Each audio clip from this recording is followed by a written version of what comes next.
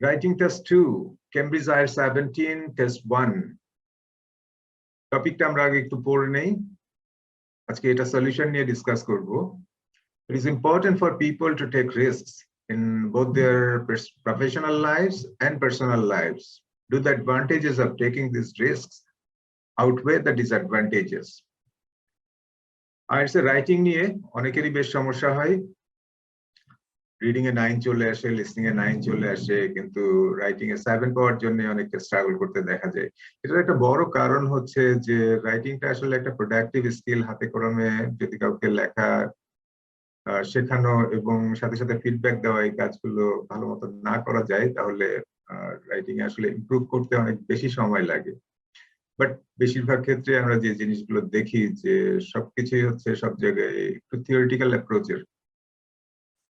এই প্যারাফ্রেজিং করো, এই কোহেসিভ ডিভাইসেস গুলো এইভাবে ইউজ করো, সেন্টেন্স ভ্যারাইটি আর একটু বেশি আনার চেষ্টা করো। বাট এগুলি আসলে যে কিভাবে করতে হবে সেই জিনিসগুলোর যথেষ্ট গাইডেন্স অনেক জায়গায় পাওয়া যায় না। এই কারণেই আসলে কেমব্রিজের এই টাস্কগুলো নিয়ে, কেমব্রিজের যে কোয়েশ্চেন গুলো আছে সেগুলো নিয়ে একটা একটা করে সবগুলো টপিক কভার করার একটা চেষ্টা করছি আমি। দেখা যাক আজকে এই টপিকটা নিয়ে পড়ি আমরা। সো এখানে যেটা আমরা দেখছিলাম যে রিস্ক নেওয়াটা আসলে ইম্পর্টেন্ট প্রফেশনাল লাইফ এবং পার্সোনাল লাইফের ডেভেলপমেন্টের জন্য। এসে লিখতে গেলে আমাদের আসলে আমরা তো জানি যে এসেতে ইন্ট্রোডাকশন, বডি, কনক্লুশন এইভাবে লিখতে হয়। তো আমরা শুরু করব ইন্ট্রোডাকশন দিয়ে, তারপরে বডিতে আসলে কি লিখবো সেই জিনিসটা এসে লেখা শুরু করার আগে একটু চিন্তা করে নিতে হয়। এটা না করে নিলে রাইটিংটা আসলে অনেক সময় যেটা হয় যে মাঝখানে যে খেয়ে হারাই ফেলতে হয়, লেখার মধ্যে কনসিস্টেন্সি থাকে না। তো বডি প্যারাগ্রাফে এখানে কি কি লিখবো আসলে আমরা? বডি প্যারাগ্রাফে লেখার মধ্যে আসবে হচ্ছে যে আমরা এখানে অ্যাডভান্টেজ ডিসঅ্যাডভান্টেজ গুলোকে আউটওয়ে করে কিনা সেটা নিয়ে আলোচনা করতে যাচ্ছি। সো অ্যাডভান্টেজ এবং ডিসঅ্যাডভান্টেজ নিয়ে আমাদের একটু ব্রেইনস্টর্মিং করে নিতে হবে যে আসলে রিস্ক টেকিং এর অ্যাডভান্টেজ গুলো কি কি, ডিসঅ্যাডভান্টেজ গুলো কি কি। এই টপিকটা দেখে আমার যেমন মনে হচ্ছে যে এটার অ্যাডভান্টেজ আসলে ডিসঅ্যাডভান্টেজকে আউটওয়ে করে। এই অ্যাডভান্টেজ আসলেই বেশি, চিন্তা করতে গেলে সেরকমই হবে। তারপরেও এটা আমরা দেখি পয়েন্টগুলো এক এক করে দেখি কি আসতে পারে, তারপরে আমার ওপিনিয়নটা এটার সাথে আমি কি এগ্রি করবো না ডিসএগ্রি করবো সেটা নিয়ে ভাববো আর কি। সো অ্যাডভান্টেজ গুলো নিয়ে চিন্তা করা যাক, সাথে সাথে আমরা ডিসঅ্যাডভান্টেজ গুলো এরপরে আলাপ করবো। রিস্ক নেওয়ার আসলে অ্যাডভান্টেজটা কি? রিস্ক নিলে আসলে কি হয়, বেনিফিটটা কি হয়? ফার্স্ট বেনিফিট যেটা মাথায় আসছে যে রিস্ক নেওয়ার প্রথম অ্যাডভান্টেজটা হচ্ছে যে provides some opportunity for growth and learning. If you take risk, if you expose yourself to new experience and challenges, you can develop new skills and broaden your horizon. So এইটা হচ্ছে first অ্যাডভান্টেজটা, আমরা এটা note down করে রাখতে পারি যে এটা হচ্ছে provides opportunity for growth and learning. Second অ্যাডভান্টেজটা কি হতে পারে? আরেকটা অ্যাডভান্টেজ যেটা রিস্ক নিলে পরে আসলে কি হয় যে এটা আসলে একজন ইন্ডিভিজুয়ালের কনফিডেন্সটাকে ইনক্রিজ করে। It provide someone people with increase confidence. একটা রিস্কি সিচুয়েশনে সাকসেসফুলি যদি নেভিগেট করতে পারা যায় তাহলে এটার একজন ইন্ডিভিজুয়ালের সেলফ এস্টিমকে এবং সেলফ কনফিডেন্সকে অনেক বাড়িয়ে দেয়। তার মধ্যে একটা সেন্স অফ অ্যাকমপ্লিশমেন্ট আসে এবং এটাতে করে তার সেলফ এস্টিম, সেলফ রেসপেক্ট এগুলি অনেক বেড়ে যায়। আর এই কারণে কি হয় যে তাকে এটা একটা আরো মানে ভালো কিছু করার, ফিউচার চ্যালেঞ্জ নেওয়ার জন্য একটা পজিটিভ একটা আউটলুক তাকে প্রোভাইড করে। But could be another advantage, আমরা ছোটবেলা থেকেই তো রিস্ক নিয়ে একটা প্রভাব শুনে আসছি, no risk no gain. but don't use this adage in your writing. IELTS এর writing এ এই ধরনের প্রবাদ বাক্য নিয়ে আসা যাবে না। তো এটা বলার একটা কারণ ছিল যে নো রিস্ক নো গেইন, আসলে এই কথাটা আসছে কোত্থেকে, এটা দিয়ে আমরা একটা কিছুটা চিন্তার খোরাক পেতে পারি। আসলে পৃথিবীতে যত বড় বড় ইনোভেশন ডিসকভারি গুলি হয়েছে সবগুলি কিন্তু মানে outcome of taking some risk. তো এটা আমরা রিস্ক নেওয়ার আরেকটা অ্যাডভান্টেজ হিসেবে লিখতে পারি আর কি, যে greatest advancement in the history have come as a result of taking calculated risk, right? ওই রিস্ক গুলো কিন্তু বেপরোয়া রিস্ক ছিল না, ক্যালকুলেটেড রিস্ক ছিল। So that could be written as another benefit of calculated risk. এখানে এক্সাম্পল হিসাবে আমরা দিতে পারি যে কলম্বাস যদি ওই যে জাহাজে করে বেরিয়ে পড়ার ঝুঁকি না নিত ওই সময়, তাহলে আমেরিকা আবিষ্কার হতো আরো দেরিতে, বা কবে হতো আমরা জানি না, তাই না? বা অন্য কোনো কিছু আমরা লিখতে পারি এখানে। So these are three advantages which are good enough. তিনটা অ্যাডভান্টেজ আমরা চিন্তা করে ফেলছি, অনেক সময় দুইটা চিন্তা করে সেটা লেখা যায়। এখন হচ্ছে যে আমাদের এখানে বলছে যে to the advantages outweigh the disadvantages. তো এই এস এর মধ্যে ডিসঅ্যাডভান্টেজ কি কি সেটাও আমাদের একটু আলাপ করে আলোচনায় নিয়ে আসতে হবে, লেখার মধ্যে নিয়ে আসতে হবে। সো আমরা অ্যাডভান্টেজ যেগুলি চিন্তা করছি ওইটাকেই যদি একটু ঘুরে চিন্তা করি, এখানে ডিসঅ্যাডভান্টেজের পয়েন্টগুলি কিন্তু পেয়ে যাব। So what could be those? প্রথম পয়েন্টটা হতে পারে যে risk of failure.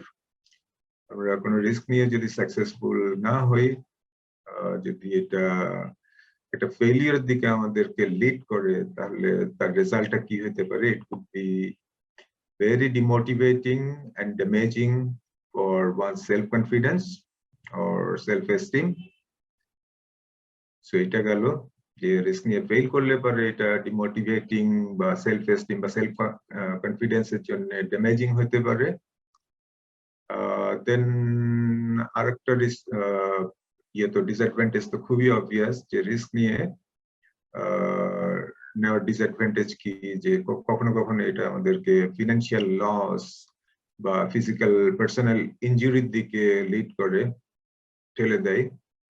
So that is another disadvantage. Then দুইটা ডিসঅ্যাডভান্টেজ আমরা লিখলাম। ডিসঅ্যাডভান্টেজ আমরা যেহেতু অ্যাডভান্টেজ বেশি এইটার দিকে আমার লেখাটা নিতে যাচ্ছি, সো ডিসঅ্যাডভান্টেজ আর না নিয়ে আসলেও চলবে। সো এই প্যারাগ্রাফটা ডিসঅ্যাডভান্টেজ গুলো আমরা যদি অ্যাডভান্টেজ বেশি বলি, ডিসঅ্যাডভান্টেজ গুলো যে আসলে অতটা অ্যাডভান্টেজকে আউটওয়ে করে না, অ্যাডভান্টেজ যে বেশি এটার, আমাদের ওরকম একটা টোন দিয়ে ডিসঅ্যাডভান্টেজ গুলো যেই প্যারাগ্রাফে লিখবো সেটা শেষ করতে হবে। এই এসেটার একটা পসিবল আউটলাইন আমি দেখতে পাচ্ছি, মানে এখন চিন্তা করা যাচ্ছে আর কি।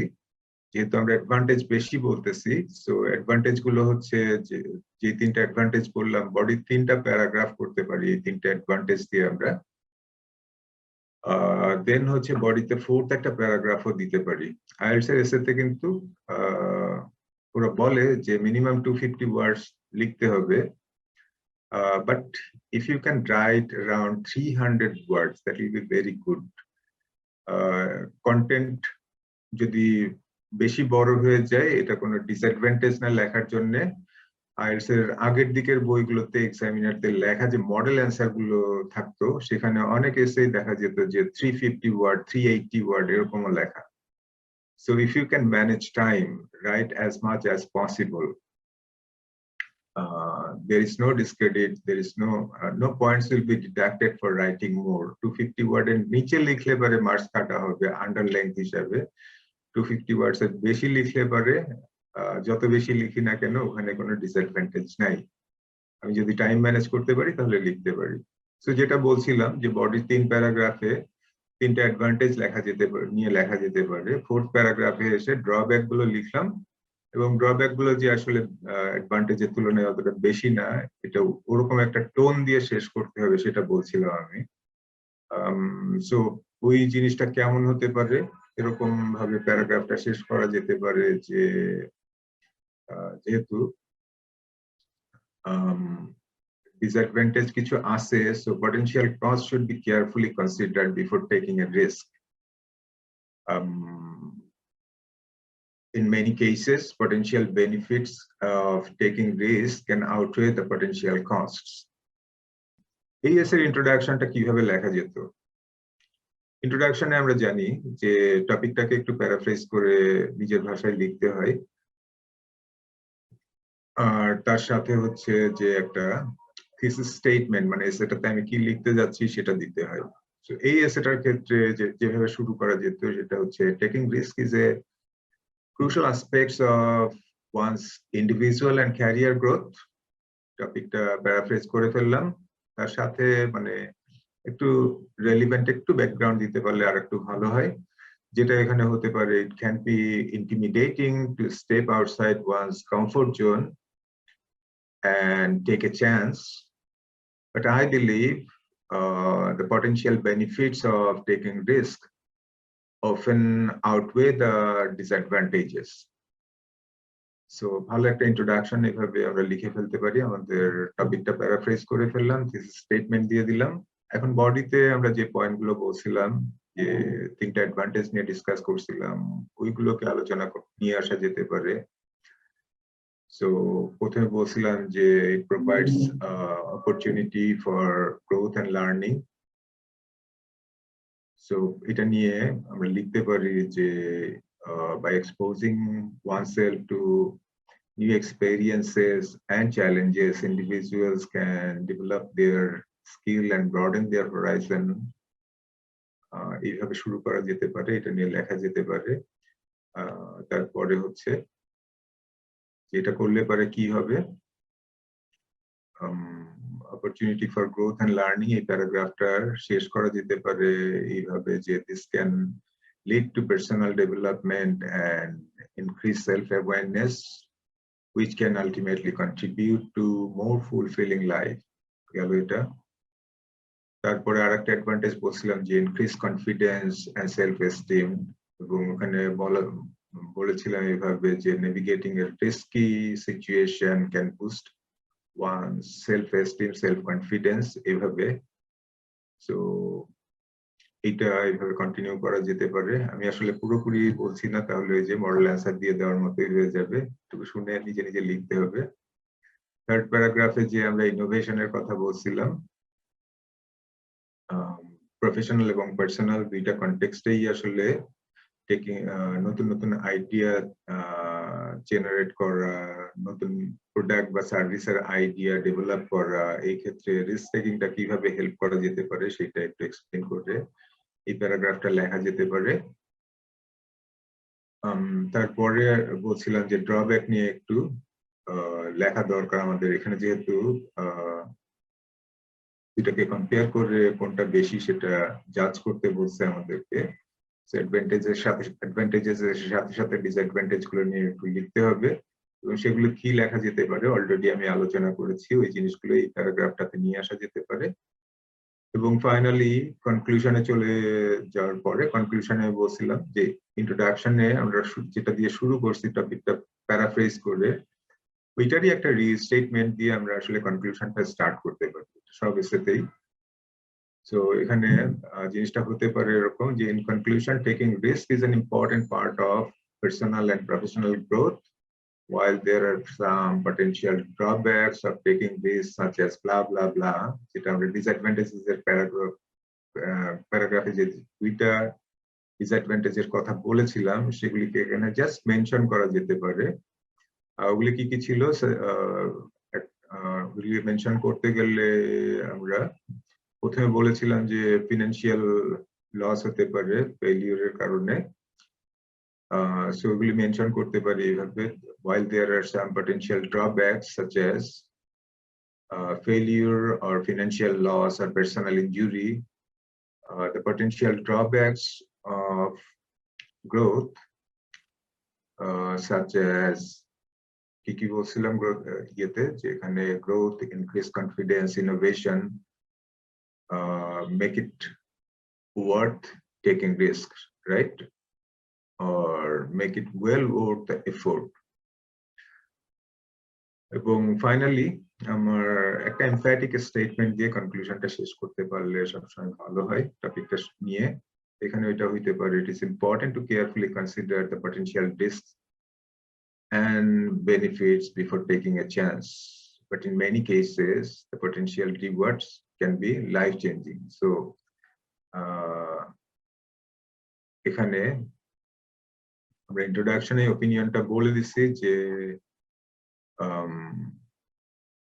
advantages I believe outweigh the disadvantages, এবং সেইটার পক্ষেই আমরা সেটাকেই আবার আরেকবার না বলে যদি জিনিসটা এইভাবে শেষ করি তাহলে সেটা আরো ভালো হয়। কি লেখা যেতে পারে ওটা মোটামুটি, এইটা মোটামুটি বিস্তারিতই আলোচনা করে ফেলেছি। এইটুকু যারা শুনছেন তারা এখন নিজে নিজেই চেষ্টা করলে একটা এসে লিখতে পারবেন। লেখাটা নিজে লিখে ফেলে এটা ভালো ইংরেজি জানে এমন কাউকে দিয়ে চেক করাইতে পারেন। I wish I could check your essay, but এটার জন্য আপনাদেরকে আমার কোর্সে আসতে হবে। আমি IELTS এর ফুল কোর্সের পাশাপাশি IELTS এর শুধু রাইটিং এর জন্য একটা কোর্স করাই। So if you are interested, you can video description এ যে নাম্বারটা দেওয়া আছে, you can call me. We can talk about it.